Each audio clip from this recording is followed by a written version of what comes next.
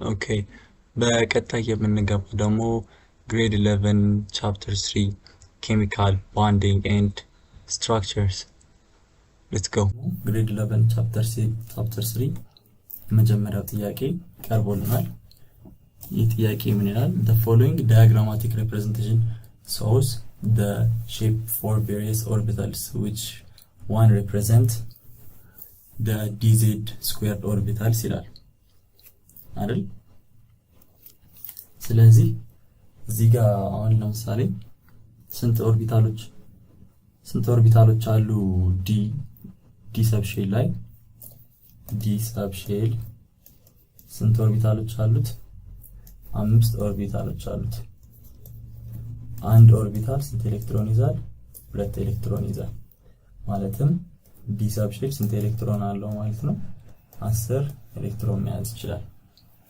እና እነዚህ 5 ኦርቢታሎች የተለያየ የሆነ አቀማመጥ አላቸው። ይህ ምንድነው? dxy አለ፣ dxz አለ፣ dyz አለ፣ dx squared minus y squared አለ እና dz squared አለ። እዚህ ጋር xy ማለት ሁለቱ ኦርቢታሎች የሚገኙት የት ጋር ነው ማለት ነው? ሁለቱ ኤሌክትሮኖች የሚገኙት xy ፕሌን ላይ ነው። አሁን እዚህ ጋር ዳያግራም ብስል ይሄንን x y እና z ደግሞ እንደዚህ አድርጌ ብስለው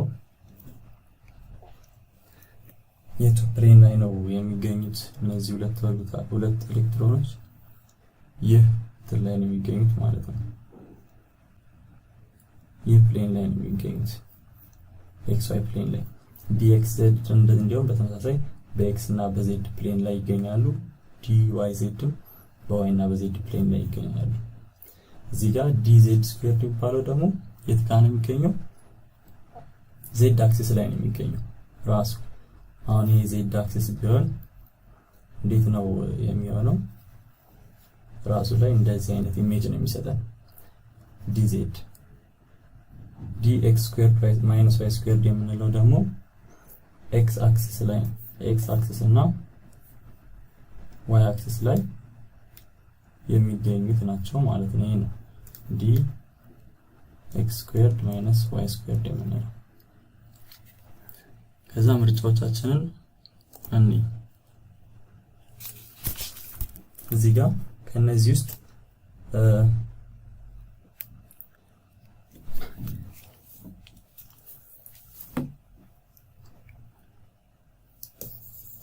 እዚህ ጋር ከሚታዩ ምርጫዎቻችን ውስጥ እዚህ ጋር ጠይቅነው ጥያቄ መጀመሪያ ምንድነው? ስለ dz ስኩዌርድ አይደል? ስለዚህ dz ስኩዌርድ ማለት ስኩዌር ካለው ራሱ አክሲሱ ጋር ነው የሚገኘው ብለናል። x አክሲስ ላይ የሚገኘውን ስዕል እንፈልጋለን ማለት ነው። ቅድም የሳልነው ስዕል እንዴት ነው? ይሄ z ስኩዌርድ ከሆነ z አክሲስ ላይ ነው የሚገኘው ራሱ ጋር ብለናል። ልክ እዚህ ጋር በጣም የሚመሳሰል ያለው የትኛው ኦፕሽን ላይ ነው?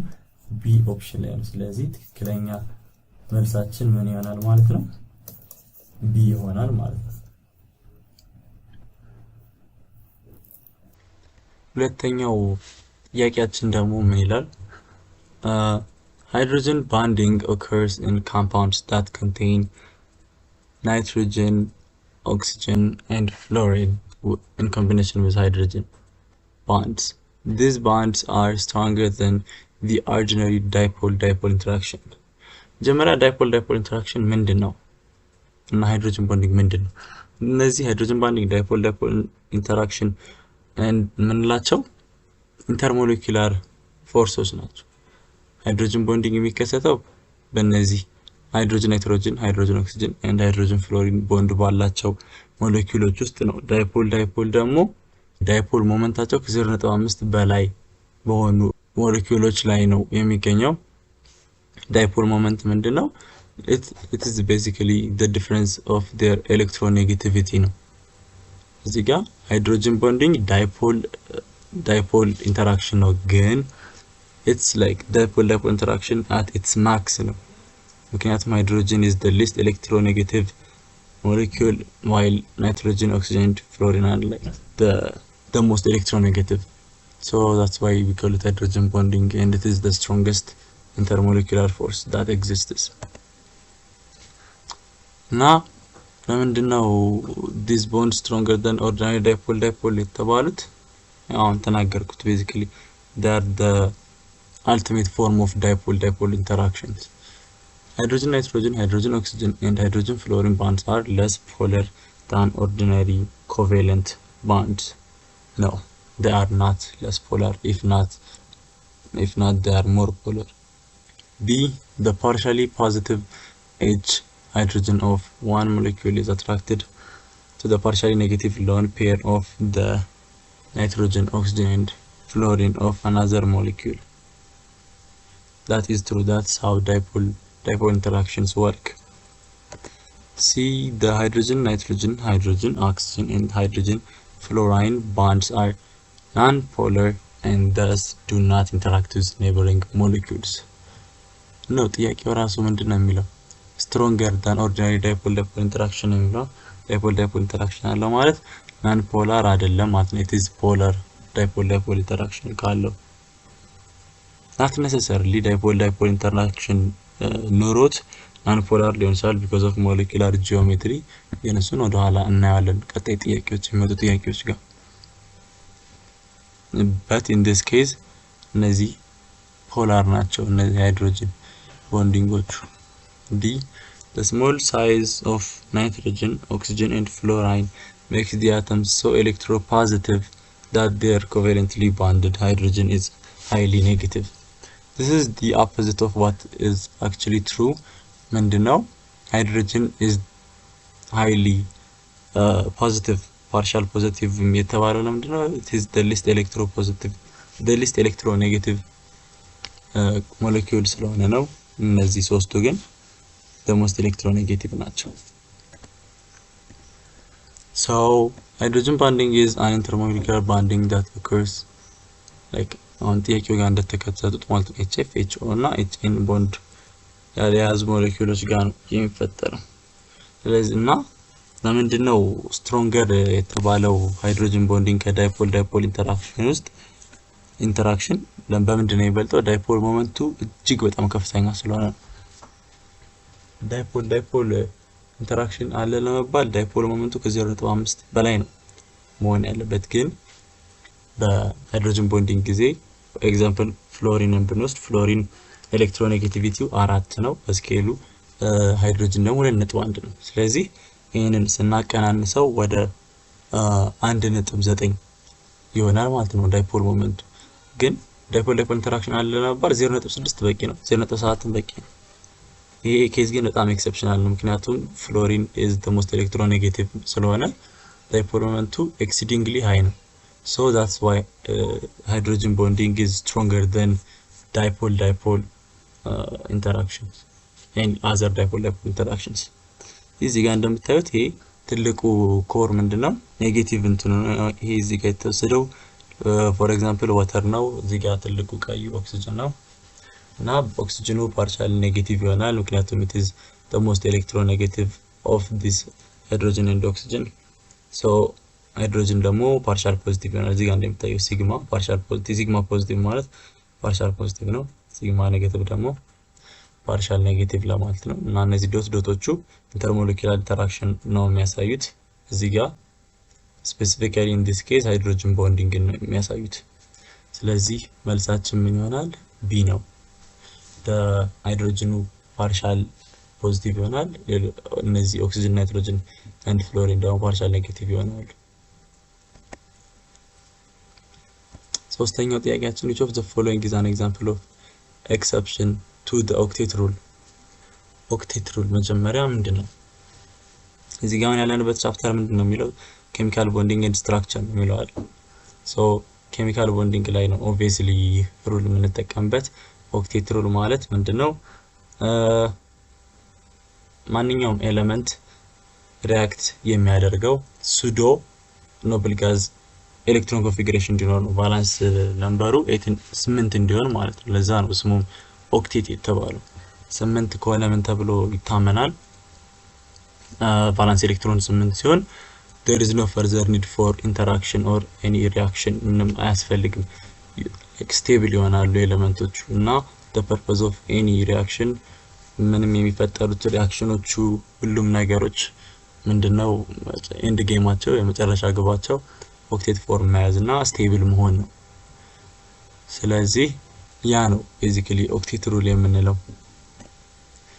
ኤ ካርበን ቴትራክሎራይድ ይላል ካርበን አሁን እዚህ ጋር ስንት ቫላንስ ኤሌክትሮኑ ካርበን 4 ነው ክሎሪን ደግሞ እዚህ ጋር 4 ክሎሪኖች አሉ ሶ የካርበን አንዱ ኤሌክትሮን ከአንዱ ክሎሪን አንድ ካርበን አንድ ኤሌክትሮን ሼር ያደርጋል ከክሎሪን ጋር ሁለት ኤሌክትሮን ነው አክቹሊ አንድ ከራሱ አንድ ከክሎሪን ለዛ ያደረገ 4 ጊዜ ሲሄድ 8 ይሆናል ማለት ነው እንትኖች እዚህ ጋር 8 ቦንድ ነው ያለው ማለት ነው ካርበን ቴትራክሎራይድ ማለት 8 ቦንድ አለ ማለት ነው 4 ቦንድ አለ 4 ክሎሪን አንድ ካርበን 4 ቦንድ ማለት 8 ኤሌክትሮን ነው ማለት ነው ቫላንስ ኤሌክትሮን ሶ ኦክቴት ሩል አሟልቷል ቢ አሞኒያ እዚህ ጋር ልክ እንዲ ሉዊስ ስትራክቸሩ ሲሰራ ናይትሮጅን ሁለት አንድ ሎን ፔር አለው ማለት ሁለት ኤሌክትሮንስ ከዛ 3 ሃይድሮጅኖች ጋር ቦንድ ያደርጋል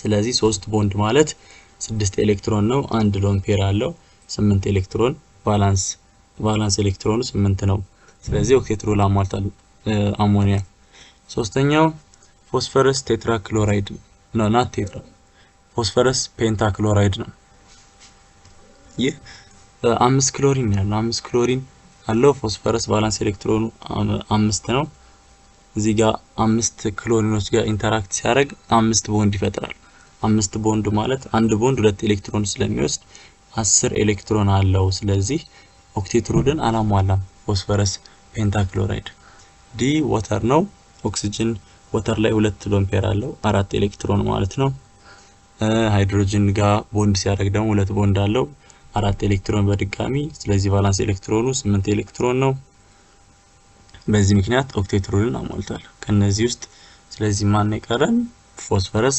ፔንታክሎራይድ ነው ኤክሰፕሽን የኦክቴት ሩል ማለት ነው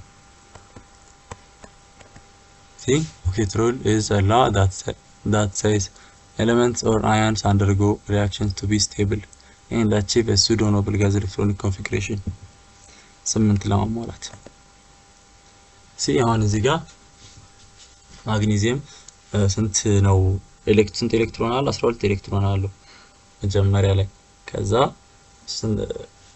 ኤሌክትሮኒክ ኮንፊግሬሽኑ 2 8 2 ይሆናል ማለት ነው ያው ሁለት መጀመሪያው እንትን ጋር ኦርቢት ጋር ሁለተኛው ኦርቢት ላይ 8 አለው ከዛ 2 አለው ባላንስ ሼሉ ጋር እነዚህ ሁለት ኤሌክትሮኖች ናቸው ማንኛውም ኬሚካል ሪአክሽን ውስጥ ቴክ ፓርት የሚያደርጉት ወይም የሚወስዱት ስራ የሚሰሩት እነዚህ ቫላንስ ኤሌክትሮኖች ናቸው እና እዚህ ጋር ማግኔዚየም ሜታል ስለሆነ ወይም ኤሌክትሮፖዚቲቭ ስለሆነ ኤሌክትሮን ሉዝ ነው የሚያደርገው ማለት ፖዚቲቭ ቻርጅ ይሰጣል እዚህ ጋር ማለት ነው ስለዚህ ሁለት ኤሌክትሮን ሉዝ ሲያደርግ ማግኔዚየም አየን ይፈጠራል ማግኔዚየም 2 ፕላስ ከዛ ይህ አያን ደግሞ ስንት ቀረው ማለት ነው ስንት ኤሌክትሮን ቀረው 10 ኤሌክትሮን ሁለት መጀመሪያው ላይ ቫላንስ ሼሉ ላይ ደግሞ 8 ስለዚህ ሱዶ ኖብል ጋዝ ኤሌክትሮኒክ ኮንፊግሬሽን ያዘ ማለት ነው የኒዮን ማለት 10 አቶሚክ ነምበሩ 10 የሆነ ኖብል ጋዝ ነው ስለዚህ ማግኔዚየም እንደዚህ ሲሆን ስቴብል ይሆናል ማለት ነው እንደዚህ ነው ሪአክት ሲያደርግ ስለዚህ መልሱ ምንድነው ሲ ነው ሲ ምን ይላል ያ ፎስፈረስ ፔንታክሎራይድ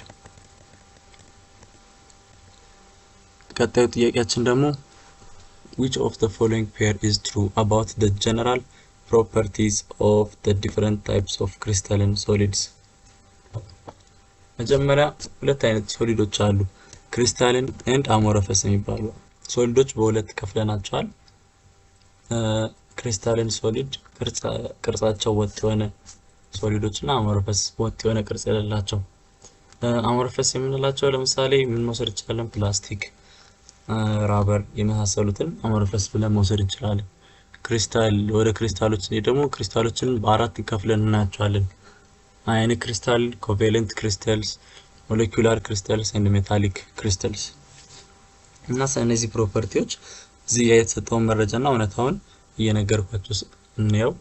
መጀመሪያ ionic crystals crystal ምንላቸው ሞስትሊ በአዮኒክ ኬሚካል ቦንዲንግ የሚፈጠሩት ናቸው። እነሱም ብዙ ጊዜ የሚሆኑት ሳልት ምናምን ናቸው። ፎር ኤግዛምፕል ቴብል ሳልት ወይም ሶዲየም ክሎራይድ እሱ አዮኒክ ሶሊድ ጋር መክፈል እንችላለን። ሃርድነሳቸው ሃርድ ናቸው። አዮኒክ ሶሊዶች ሜልቲንግ ፖይንታቸው ሪላቲቭሊ ሃይ ነው። let's not that high ማለት ብዙ አይደለም ግን ስቲል ትንሽም አይደለም። ከትንሽ ይበልጣል ብዙ ነው። conduction of heat and electricity ionic ሶሊዶች heat እና electricity conduct አያደርጉም። so መጀመሪያው ስለ ionic crystal የተሰጠን መረጃ ፎልስ ነው ማለት ነው። ሁለተኛ covalent crystals የኮቫለንት ክሪስታልስ ኤግዛምፕል ስንወስድ የመጀመሪያው ኤግዛምፕላችን ዳይመንድ ነው። ይሄ ካርበን ኮቫለንትሊ የሚፈጥረው ክሪስታል ነው ዳይመንድ የምንለው። ዳይመንድ ሬር ነው እናውቃለን። ማናውቀው ነገር ግን ምንድነው በጣም ጠንካራ ነው ዳይመንድ። ሲቀጥል ደግሞ it has the highest melting point በጣም ለማቅለጥ አስቸጋሪ የሆነ ነገር ነው ዳይመንድ ማለት። እና ስለ conduction of heat and electricity ስናይ ደግሞ no it's not a good conductor, so it's a poor conductor ማለት ነው። እዚህ ጋር ሁለተኛው ላይ የተሰጠን ስለ covalent crystal መረጃ ልክ ነው። ሶስተኛው molecular crystals እና molecular example ደግሞ molecular crystaloች የምንላቸው dry ice ማለትም carbon dioxide frozen ሲሆን ሌላ ደግሞ ኖብል ጋዞች ሶሊድ ፎርማቸው ሞለኪውላር ክሪስታል ነው የሚያሳየን። እነዚህ ደግሞ በባህሪያቸው ሶፍት ናቸው። ሜልቲንግ ፖይንታቸው ሎ ነው። ነገር ግን heat and electricity they are not a good conductors በስነ ስርዓት ኮንዳክት አያደርጉም። ስለዚህ እዚህ ጋር good conductor of heat and electricity የሚለው false information ነው። ስለዚህ that's wrong ማለት ነው about molecular crystals። metallic crystals ደግሞ mostly hardnessቸው depends on the valence electrons. It could be soft or it could be hard. It's a spectrum hardness. melting pointቸውም እንደዛው ነው low to high ትንሽ ሊሆን ይችላል ብዙም ሊሆን ይችላል። conduction of heat and electricity ላይ ደግሞ they are the best metallic ክሪስታሎች ማለት ነው። ስለዚህ እዚህ ጋር የተሰጠን 2 እና 3 ይላል። ሁለተኛው ትሩ ነው ግን ሶስተኛው ፎልስ ነው ብለናል። አንደኛና ሶስተኛው አንደኛው ትሩ ነው አንደኛው ፎልስ ነው። ቢ ምንድነው 1 and 3 ይላል። 1 is false and also 3 is false ብለናል። ሲ አንደኛውና አራተኛው ይላል። አንደኛው ፎልስ ነው ነገር ግን አራተኛው ትሩ ነው። so that's disqualified and ዲ ደግሞ አንደኛውና ሁለተኛው ይላል። አንደኛው ፎልስ ነው ሁለተኛው ትሩ ነው። so ትክክለኛ መልስ ልናገኝ አልቻልንም እዚህ ጋር። ትሩ ነው ብለን የመለስናቸው መልሶች የቱ ነው? አንደኛውና አራተኛው። እንዲህ አይነት ነገሮች ማትሪክ ላይ አንዳንዴ ይፈጠራሉ። so ያው ዝም ብሎ ከመውጣት አንዱን አጥቁራችሁ ውጡ። እንዲህ ግራ የሚያጋቡ ጥያቄዎች ሲያጋጥሟችሁ ጥያቄው ተሳስቶም ሊሆን ይችላል ግን መቼም ቢሆን መልስ የለውም ብላችሁ ሳታጠቁራችሁ ውጡ። የማረም ስርዓቱንም ያበላሻል ሌላ ነገር ሊበላሽም ስለሚችል ማለት ነው። የምንመለከተው ደግሞ አምስተኛው ጥያቄ ነው ከግሬድ 11 ቻፕተር 3 when the boiling point of hydrides of group 6A elements water H2O hydrogen sulfide hydrogen selenium hydride tellurium hydride are arranged in the order of increasing boiling point. The trend is tellurium hydride, selenium hydride, sulfur hydride and water H2O. Water having the highest boiling point. This is due to below taken. እዚህ ጋር group 6A ኤሌመንቶች ናቸው all like ኦክሲጅን፣ ሰልፈር፣ ሴሌኒየም እና ቴሌሪየም ግሩፕ 6 ኤሌመንት ናቸው። ግን የነሱ ከሃይድሮጅን ጋር ሪአክት ሲያደርጉ የሚፈጥሩት ኮምፓውንድ በኦርደር ስናስቀምጠው በቦይሊንግ ፖይንት ኦርደር ወተር ሃይስት ቦይሊንግ ፖይንት አለውና ይህ ለምንድን ነው ይላል። እሺ አንደኛ the basic different structure of each hydride እዚህ ጋር ብዙም ዲፈረንስ አይኖርም፣ ምክንያቱም በአንድ ግሩፕ ስለሚገኙ ኬሚካል ፕሮፐርቲያቸው ተቀራራቢ ተመሳሳይ ነው የሚሆነው እና ሁሉም ከሃይድሮጅን ጋር ሃይድሮጅን ጋር ሪአክት የሚያደርጉት ብዙም ያን ያህል ስትራክቸር ዲፈረንስ አይኖረውም። ሁለተኛ the small size of oxygen compared to the other group 6A elements oxygen that is true it is smaller than ከሰልፈር ከሴሌኒየም እና ከቴሌሪየም ያንሳል፣ ግን ያ አይደለም ምክንያቱ ለቦይሊንግ ፖይንት መጨመር ሳይዝ ጋር አይደለም። ዋናው የሚገናኘው ከምንድነው ከኢንተርሞለኪውላር ፎርሶች ጋር ነው። ሲ ሃይድሮጅን ቦንዲንግ present in H2O molecules ጃክፓት ይህ ነው መልሳችን። ለምን ፊዚካል ፕሮፐርቲዝ ቅድም ባወራነው መሰረት የአንድን ሞለኪውል ፊዚካል ፕሮፐርቲ የሚወስኑት ኢንተርሞለኪውላር ፎርሶች ናቸው። ከነዚህ ኢንተርሞለኪውላር ፎርሶች ደግሞ the strongest ምንድነው ሃይድሮጅን ቦንዲንግ ነው ስላል ወተር ሃይ ቦይሊንግ ፖይንት ያለበት ምክንያት ሃይድሮጅን ቦንዲንግ ነው። increasing boiling point with increasing molecular mass ከሞለኪውላር ማስ ጋር አይደለም ቦይሊንግ ፖይንት የሚገናኘው።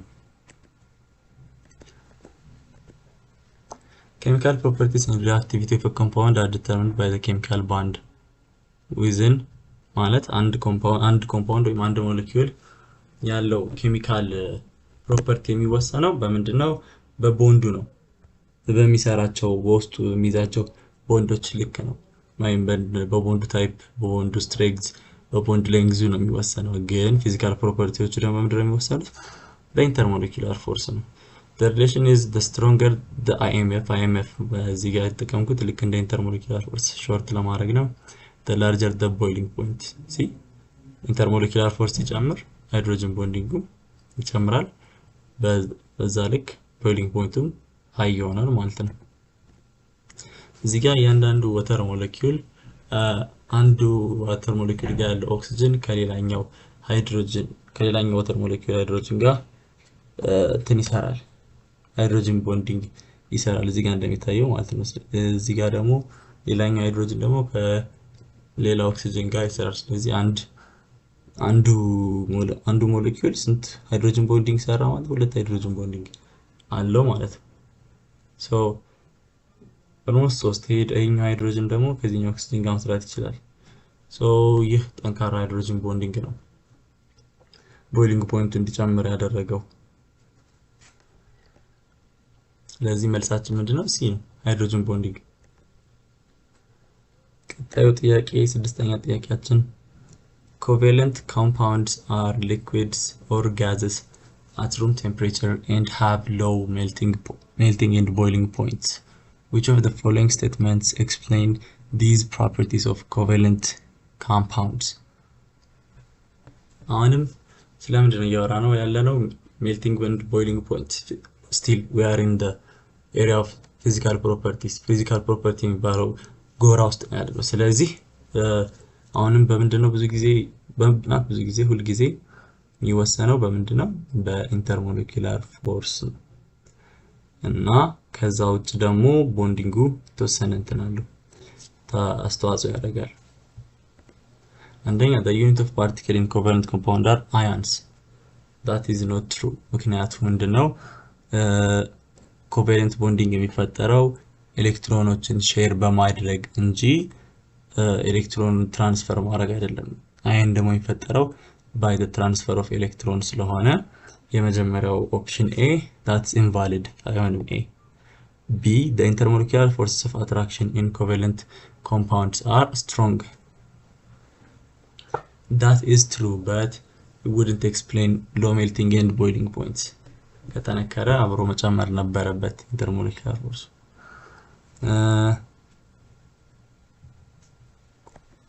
C covalent compounds exist as separate molecules.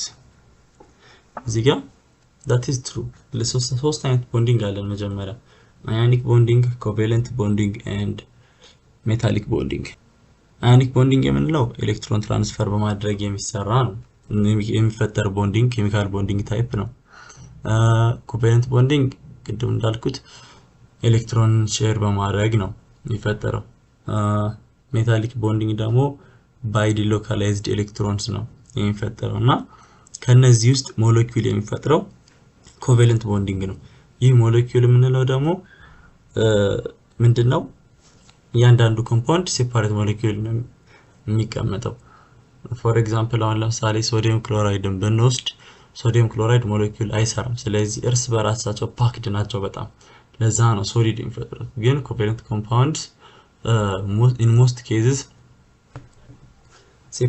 they exist as separate molecules and that's why liquid and gas የሆኑበት ምክንያት ማለት ነው there are no forces of attraction between the molecules in covalent compounds that is not true we have hydrogen bonding we have polar dipole interactions these are the intermolecular forces that exist between covalent compound molecules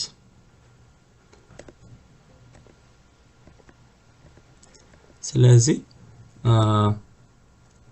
ምንድነው እዚህ ጋር ሪዝኒንጋችን ሴፓሬት ሞለኪውል ነው covalently bonded compounds exist የሚያደርጉት ቀጣይ ጥያቄያችን ሰባተኛው both carbonyl sulfide COS or SCO structure እዚህ ጋር ያሳየናል S double bond carbon C double bond oxygen and carbon dioxide CO2 O double bond C double bond O are linear molecules እዚህ ጋር linear molecules ምንላቸው ስለ ሞለኪውላር ጂኦሜትሪያቸው ቼክ ስናደርግ እንደዚህ ነው ልክቀት እንዲሁ እንዳለ ነው ስትራክቸራቸው ያለው ማለት ነው ምንም ቤንድ የሚያደርግ ነገር የለም ወደ ውስጥ የሚገባ ነገር የለም ስትሬት ላይን ነው የሚሰራው ይሄ ቦንዲንግ so that's why linear molecule የሚባለው 180 ዲግሪ ስለሚሰራ ማለት ነው ይሄ ላይን እና ነገር ግን COS is polar whereas carbon dioxide CO2 is non-polar this is because እሺ መጀመሪያ ለምንድነው COS polar የሆነው ስንል እንደዚህ እንትን ነው ይሄ ዳይፖል ሞመንት ነው ኤክስፕሌን ያደርግልን እዚህ ጋር COS የምንለው እዚህ ጋር C ነው ካርበን ነው ሴንትራል አተማችን ግን ካጠገቡ ያሉት ሁለቱ ኤሌመንቶች ይለያያሉ አንዱ ኦክሲጅን ነው አንዱ ሰልፈር ነው እዚህ ጋር ካርበን ሴንትራል አተም ስለሆነ ኤሌክትሮ ፖዚቲቭ ነው ፓርሻል ፖዚቲቭ ነው ኦክሲጅን ደግሞ ኔጌቲቭ ነው ሰልፈርም ኔጌቲቭ ነው ግን ኦክሲጅን በጣም ኔጌቲቭ ነው እዚህ ጋር ፓርሻል ኔጌቲቪቲ ኤሌክትሮ ኔጌቲቪቲ ሃይ ስለሆነ ፓርሻል ኔጌቲቭ ከፍተኛ ነው ማለት ነው ግን ሰልፈር ደግሞ ኤሌክትሮ ኔጌቲቪቲ በጣም ያነሰ ነው ከኦክሲጅን አንፃር ኦልሞስት በአንድ ምናምን ያንሳል ኦክሲጅን 3.5 ነው ሰልፈር ደግሞ 2.5 ነው ስለዚህ ኢምባላንስ አለ ማለት ነው በዳይፖል ሞመንት እዚህ ጋር ኦክሲጅን ካርበንን በጣም ይስባል ሰልፈር ደግሞ በጣም ስለማይስበው ዳይፖል ሞመንቱ ኢምባላንስድ ስለሆነ ካንስል አውት አይደረግም እርስ በራሱ ስለዚህ ነው ፖላር የሆነበት ምክንያት COS ወይም ካርቦኒል ሰልፋይድ ካርበን ዳይኦክሳይድ ግን ሁለቱም ኦክሲጅን ነው እዚህ ጋር በካርበን አጠገብ ያሉት ኤሌመንቶች ሁለቱም ኦክሲጅን ናቸው so dipole momentu it cancels each other out በ80 ዲግሪ ስለሆነ ኦፖዚት ሳይድ ፑል ሲደራረጉ ካንስል ይደረጋል ማለት ነው ለዛ ነው ናን ፖላር የሆነው እስኪ ምርጫዎቹን ያቸው the carbon oxygen bond in both carbonyl sulfide and carbon dioxide are polar the CO bond that is true but that does not explain why carbon dioxide is not polar B carbon dioxide has a net dipole moment of 0 see this is what I'm talking about net dipole moment 0 የሆነበት ምክንያት ምንድነው ይሄ ሞለኪውላር ጂኦሜትሪ ነው ኦፖዚት ሳይድ ስለሆነ ሊኒየር ነው ስትራክቸሩ ዳይፖል ሞመንቱ ሁለቱ ዳይፖል ሞመንት ከኦክሲጅን የሚመነጨው ኦፖዚት ሳይድ ስለሆነ ካንስል አውት ስለሚደራረግ ነው ስለዚህ we have the answer C sulfur is more electronegative than oxygen that is not true ቅድም እንዳወራ ነው oxygen fluorine and nitrogen are the most electronegative element in the periodic table so C አይሆንም D regions of high negative charge is distributed equally around the central atom in carbonyl sulfide no እንደዛ ቢሆን ኑሮ አንፖላር ነበር የሚሆኑት ምክንያቱም ዳይፖል ሞመንቱ ኔት ዳይፖል ሞመንቱ 0 ስለሚሆን ማለት ነው equally distributed ቢሆን ኑሮ that's why it's polar see sulfur is indeed less electronegative than oxygen አሁን እዚህ ጋር ለማስረዳት ያክል ይሄን ቅድም ሳወራ የነበረው ይሄ ፓርሻል ኔጌቲቮች ሁለቱ ዳይፖል ሞመንቱ አንዱ ወደ ግራ ነው አንዱ ወደ ቀኝ ነው so cancel out ይደረጋል ሁለቱም ከኦክሲጅን ስለሆነ የሚመነጨው እኩል ነው ለዛ ነው ካርቦን ዳይኦክሳይድ ናን ፖላር ነው ማለት ነው በመቀጠልም ደግሞ grade 11 chapter 3 8ኛውን ጥያቄ እናያለን which of the following statement is true about the formation of CH4 ማለት ምንድነው methane ነው according to the valence bond theory valence bond theory የምንለው የቦንድ አፈጣጠር ቲዮሪ ነው ሁለት አይነት ቲዮሪዎች አሉ valence bond theory ወይም VBT የምንለው ኋላ በላይነስ ፖሊንግ የተሻሻለው ምንድነው በሃይብሪዳይዜሽን ያጠቃለለው ቲዮሪ አለ ሁለተኛው ቲዮሪ ደግሞ molecular orbital theory ነው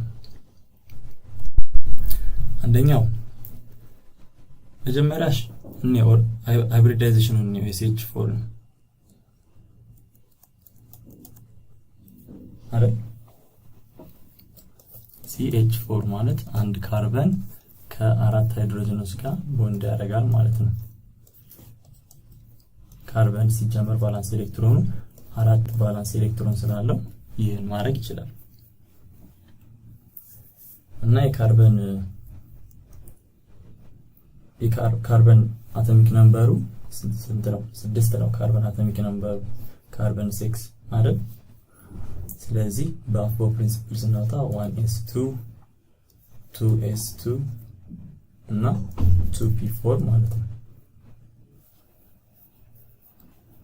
2p2 ነው እንጂ 2p4 ሳይሆን 2p2 ነው እነዚህ ቫላንስ ኤሌክትሮኑ ናቸው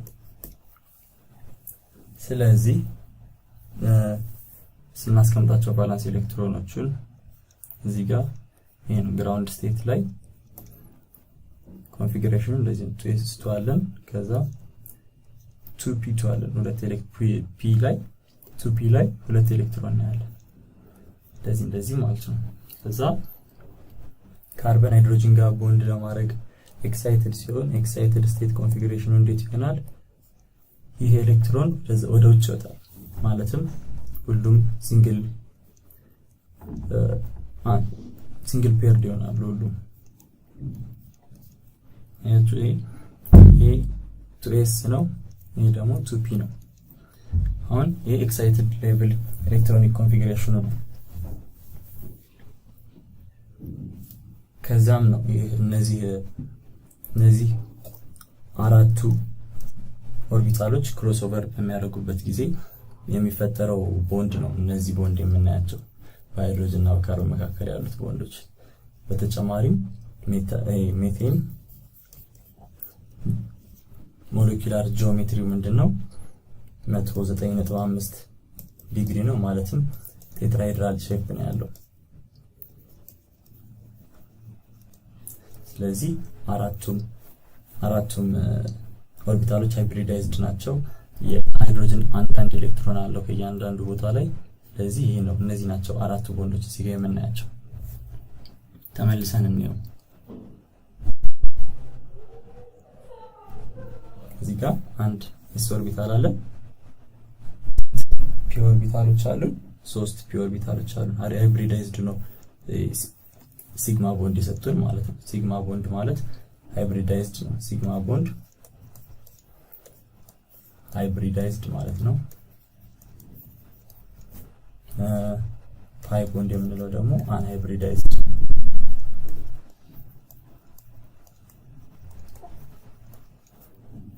እሺ ስለዚህ መልሰን መስራት እንችላለን ማለት ነው። the 2s and 3p orbitals in carbon hybridized to form 4 sp3 orbitals see ቅድም 3p ኦርቢታል እና አንድ s ኦርቢታል ነበርናል። ስለዚህ ይሄ ትሩ ነው። ቢ ላይ ደግሞ the 2s and 2p orbitals ሁለት 2p ኦርቢታሎች in carbonyl hybridized to form 3sp2 ይሄ እዚህ ጋር hybridized የሆነው p ኦርቢታሎች ነምበር ሁለት ብቻ አሉ 3 ነው። ስለዚህ ይሄም አይሆንም። see carbon can form 2 hybrid orbitals as it has only 2 half-filled orbitals ማለትም ይሄ የሚለው ምንድነው እዚህ ጋር s2 full filled ነው 2p6 ደግሞ ሁለት half-filled ብቻ ነው ያለው። ስለዚህ ሁለት ሃይብሪድ ብቻ ነው የሚፈጥረው ይላል። ይሄ ሮንግ ነው። ምክንያቱም ኤክሳይትድ ሲሆን full filled ላይ ያለ full filled ቫላንስ ኤሌክትሮን ኦርቢታሉ ላይ ያለው ይወጣና ወደ አንፊልድ ይሄዳል። ሃፍ-ፊልድ ያደርገዋል። ከዛ አራት ኦርቢታሎች ናቸው ቶታሊ ሃይብሪዳይዝ የሚደረጉት። ዲ the 2s and 1 2p orbitals in carbon hybridized to form 2 sp orbitals no this is also wrong ምክንያቱም sp3 ኦርቢታል ነው ያገኘ ነው ሃይብሪዳይዝድ ኦርቢታል። ስለዚህ መልሳችን ምንድነው ይሄ ነው ማለት ነው። question number 9 phosphorus Z15 ማለት atomic number 15 ማለት ነው has the electron configuration 1s2 2s2 2p6 3s2 and 3p3 what kind of hybridization does phosphorus undergo in the formation of phosphorus pentachloride እዚህ ጋር ፎስፈረስ ማለት ፒሪዮዲክ ቴብሉ ጋር በየት በኩል ነው የሚገኘው ከናይትሮጅን አንድ ዝቅ ብሎ ነው የሚገኘው ፎስፈረስ 15 ምንለው ማለት ነው። እና ቫላንስ ኤሌክትሮኑ የቀረቡትን ትተን እንስራው ፎስፈረስ z = 15 ኤሌክትሮን ኮንፊግሬሽኑ ሲሰራ ቅድም አሳይተናል።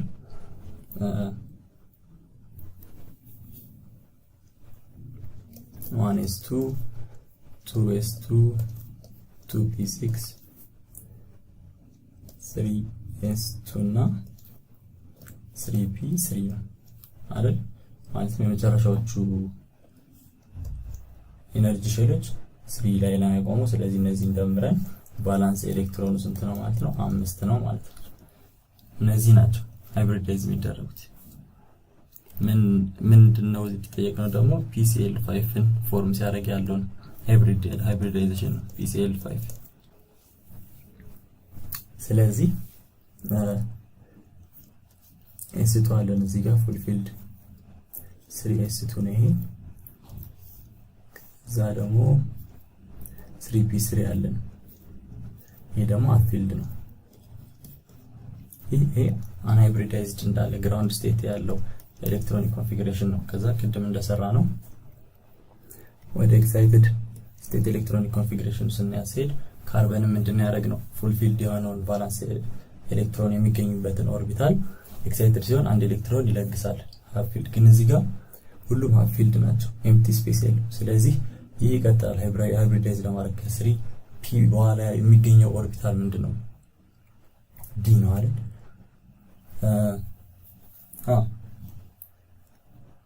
4s2 ነው ዲ ሳይሆን 4s2 ነው። በዚህ አካሄድ ቢሆን በአፍቦክ ፕሪንሲፕል አካሄድ ቢሆን 4s2 ብለን ነበር መንቀጥለው። ነገር ግን እዚህ ጋር ሃይብሪዳይዜሽን ላይ ስለሆነ ያለ ነው s ፊልድ ከተዋለ p ፊልድ ከሆነ ከዛ በኋላ ያለው በቅደም ተከተል መሰረት sp df አይደል d ነው የሚሆነው። ስለዚህ እዚህ ጋር d ስንት ኦርቢታሎች አሉ ብያለሁ? 5 ብያለሁ። 1 2 3 4 5 አይደል? ስለዚህ እዚህ ጋር ፉል ፊልድ ስለማይሆኑ እቺ አንድ ኤሌክትሮን ወደ ዲ ትመጣለች። ይሄ ማለት ዲ ነው ዲ ኦርቢታል። ስለዚህ ኤክሳይትድ ስቴቱ ምን ይሆናል? እዚህ ጋር አንድ ኤሌክትሮን አለን ፒ ላይ ደግሞ አንድ ኤሌክትሮኖች አሉ ሃፍ ፊልድ ኦርቢታሎች ማለት ነው። ከዛ ዲ ላይ ሌላ አለን ማለት ነው። ስንት ኦርቢታል ሃይብሪዳይዝ አደረግን እዚህ ጋር 1 2 3 4 5 ከ5 ክሎሪን ጋር ሪአክት ስለሚያደርግ ማለት ነው። ስለዚህ ኤስ አንድ ኤስ አለን ከዛ 3p አለን ከዛ አንድ ዲ አለን። ይህ ሃይብሪዳይዜሽን ምን እንለዋለን? sp3d1 ወይም ዲ ብቻ እንለዋለን ማለት ነው።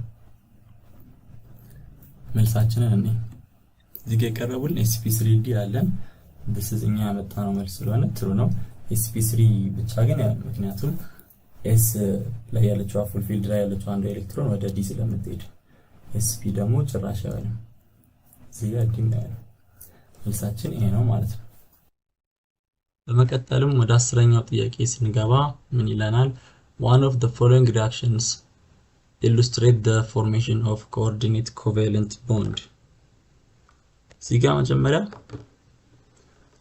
coordinate covalent bond ምንድነው ብለን ጥያቄ እናነሳለን።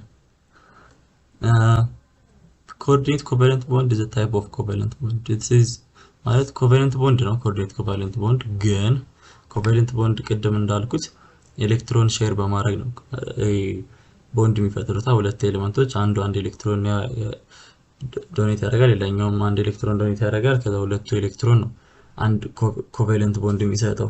ግን እዚህ ጋር ኮኦርዲኔት ኮቫለንት ቦንድ ማለት ቤዚካሊ ቻሪቲ ነው። አሁን አንድ ኤሌክትሮን ምንም የሚሰጥ ሪሊዝ የሚያደርገው ኤሌክትሮን የሌለው ኤሌመንት ቦንድ ማድረግ ቢፈልግ ከማን ጋር ነው የሚያደርገው?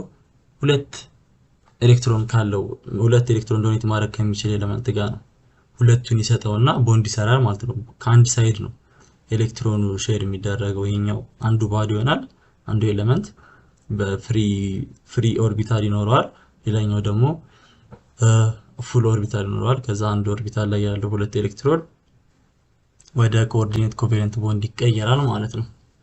እና እዚህ ጋር እንዴት ነው ኮኦርዲኔት ኮቫለንት ቦንድ የሚሰራው?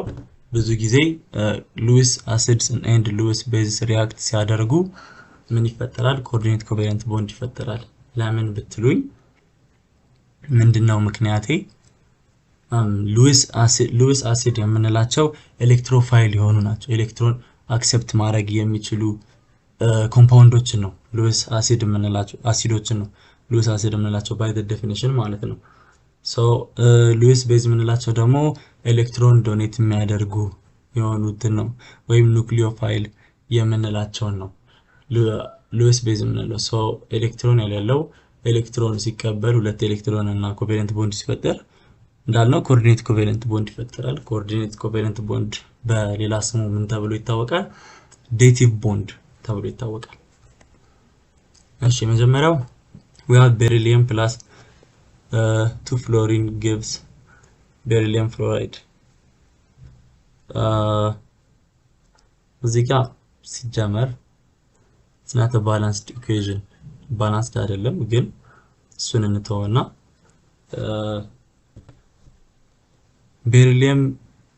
ቤሪሊየም ሁለት ኤሌክትሮን ዶኔት ማድረግ አይችልም። እዚህ ጋር ፍሎሪን ደግሞ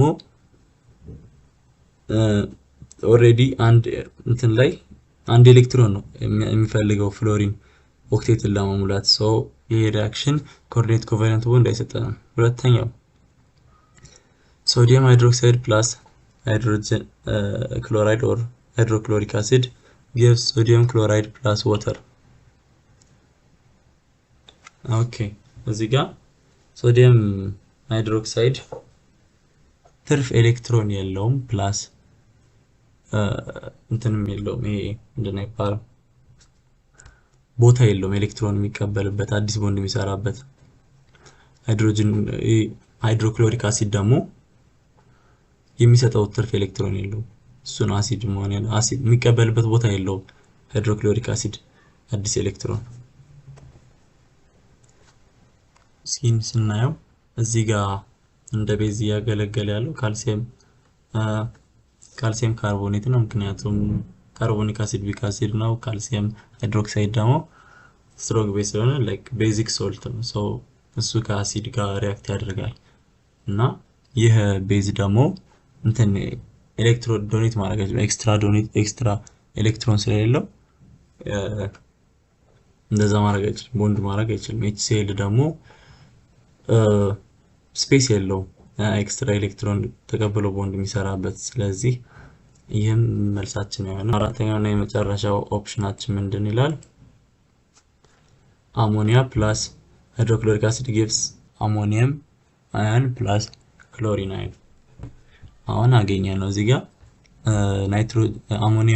አሞኒያ ላይ ናይትሮጅን ሁለት ኤሌክትሮኖች ወይም አንድ ሎን ፔር ኤሌክትሮን አለው ከረንትን ደግሞ ማለት እንደ ቤዝ ያገለግለናል እንደ ሉዊስ ቤዝ ማለት ነው HCl ደግሞ ሉዊስ አሲድ ነው ምክንያቱም HCl ልክ ውሃ ጋር ዲሶሲየት ሲያደርግ ሃይድሮጅን አየንን ስለሚለቅ ሃይድሮጅን አየን ልክ እንደ ሉዊስ አሲድ ያገለግለናል ከዛ ሃይድሮጅን አየን ሉዊስ አሲድ አሞኒያ ደግሞ ሉዊስ ቤዝ ይሆንና ሃይድሮጅን አየን ፕላስ ሉዊስ ቤዝ ፕላስ ሉዊስ አሲድ ኮቫለንት ኮኦርዲኔት ኮቫለንት ቦንድ ይሰጠናል ማለት ነው ይሄ አሞኒየም የሚባለውን አየን ይሰጠናል እዚህ እንዳያችሁት ነው ልክ HCl ዲሶሲየት ሲያደርግ H+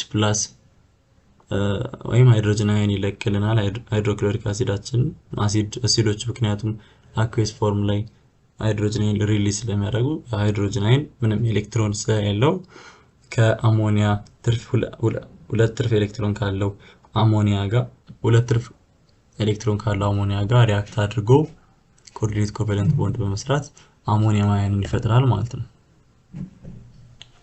አያችሁት እዚህ ጋር አሞኒያ ሁለት ኤሌክትሮን አለው ኤሌክትሮን ሪች ነው ሃይድሮጅን አየን ደግሞ ኤሌክትሮን የለውም አንድ ፕሮቶን ብቻ ነው ያለው ሶ ይሄ ሁለት ኤሌክትሮን አንድ ቦንድ ይሰራል ምክንያቱም አንድ ቦንድ ሁለት ኤሌክትሮን ስለሚያስፈልግ እዚህ ጋር ቻሪቲ ይለግስለታል ማለት ነው አሞኒያ ስለዚህ መልሳችን ዲ ነው